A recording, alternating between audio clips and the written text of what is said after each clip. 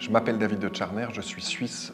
J'ai étudié en Suisse, en Allemagne et en Belgique, où finalement j'ai posé mes valises en 2021. J'ai développé ici une pratique de la sculpture suite à mes études de sculpture à la Cambre. Cette pratique, voilà, c'est toujours développée autour d'une idée de jeu.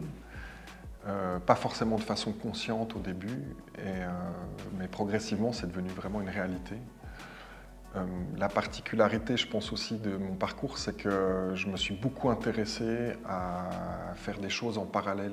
J'enseigne aussi parallèlement, donc je me suis toujours intéressé finalement à pas seulement une pratique individuelle, mais aussi une pratique partagée qui réinterrogeait aussi plein de médiums différents et des statuts différents, en se disant que le métier d'artiste aujourd'hui, ça ne consistait pas simplement à être enfermé dans un atelier et fabriquer des objets, mais à être réellement dans le monde et à réinterroger la pléthore d'objets, de formes, d'outils, de réseaux, de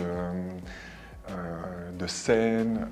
Et donc, il y a toujours eu cette curiosité un peu débordante qui m'a fait naviguer entre plein de choses.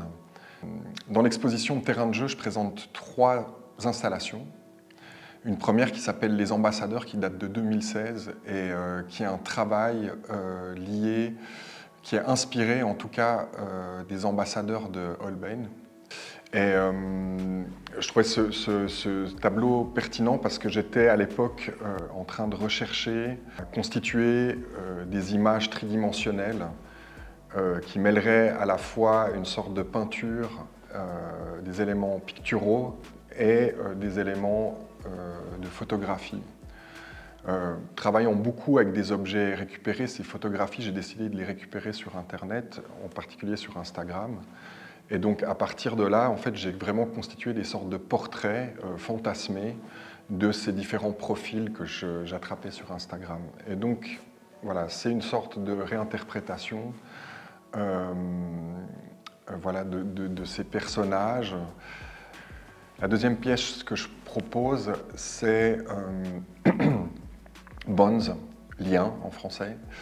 Et alors c'est un système modulaire assez simple avec des boules en PU, en polyuréthane, qui sont percées de 6 trous. Et il y a également 6 tailles de bâtons. Et en fait, à travers des jets de dés, on va pouvoir combler ces trous et les associer à des tailles de bâtons différentes. Et en fait, c'est réellement là, du coup, une sorte de jeu qui se fait au moment du montage de l'exposition. Donc la pièce n'est pas manipulable, mais elle est conçue en amont de l'exposition. À partir de toutes les expériences que j'ai menées avant, la création d'un jeu qui s'appelle Combo, et qui est un jeu de construction qui en fait est rebasé, qui reprend toute une série d'éléments du travail, à savoir le recyclage, le côté participatif,